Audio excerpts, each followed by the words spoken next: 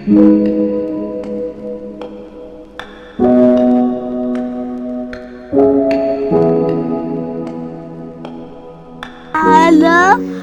आप कैसे हो?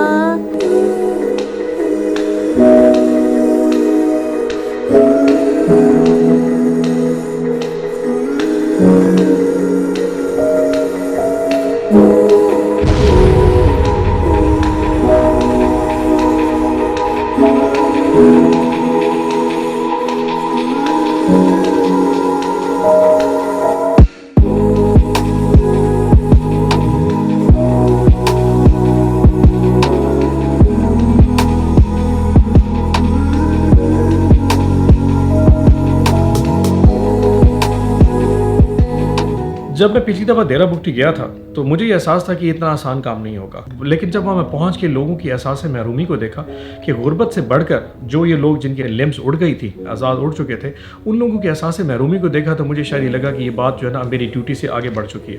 तो फिर हम अपनी पीपॉस एक टीम पेशावर से लेके गए थे, जिन्होंने वहाँ मौके पर लोगों के साइज़ लिए और साइज़ लेने के बाद 2 महीने के बाद जब वो लिम्स दोबारा जाके हम लोगों को लगाई, यकीन जानिए जब वो 100 लोग वहाँ पर वॉक कर रहे थे और उनकी जो वॉक का जो तरीका था, मुझे ऐसे लगा कि शायद मैंने जो अपनी ज़िंदगी का मकसद है वो बैतुल माल में आने के बाद और इमरान खान का जो हकीकी मदीने की रियासत ख्वाब है उसको तकमील होते उस दिन देखा था। ये विजन है कि पाकिस्तान के अंदर एक इंसानियत का निज़ाम हो, एक रहम हो, हमारे में एहसास हो कि एक इंसानी माशरे में कई लोग ऊपर चले जाते हैं, कईयों के अल्लाह ने नहीं सलाहियत दी होती ऊपर आने की, तो रियासत की जिम्मेदारी होती है कि उनको उनकी हम मदद करें, हम उनको ऊपर लेके आए, उनके लिए एक माहौल पैदा करें कि उनकी ज़िंदगियां बेहतर हम करें, उनको अपॉर्चुनिटीज़ दें। ये हमारी जिम्मेदारी होती है। दरअसल मेरा नाम यार मोहम्मद है, हम यहाँ ज़िले दरबुट के रिहायश बंदे हैं। तो हम ये मेरे बहन का जो पाँव कट गया ना, ये बम ब्लास्टिक की वजह से कट गया था, तो इधर से इनका पाँव कट गया है।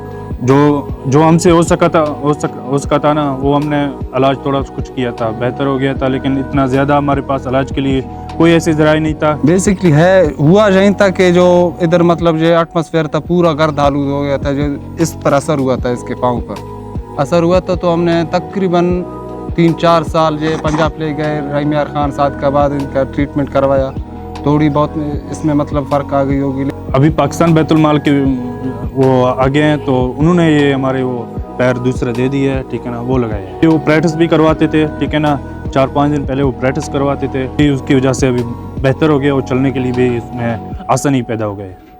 बीमारी तो देखे ना एक अल्लाह पाक की तरफ से देन होती है ना, लेकिन बंदे को हिम्मत नहीं हारनी चाहिए।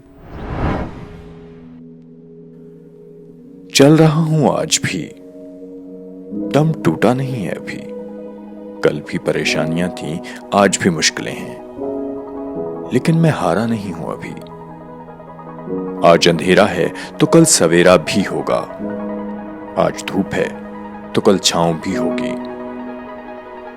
मायूस ना होना उस शख्स से कभी जो तुम्हारे अंदर बसता है, आजमाओ तो सही।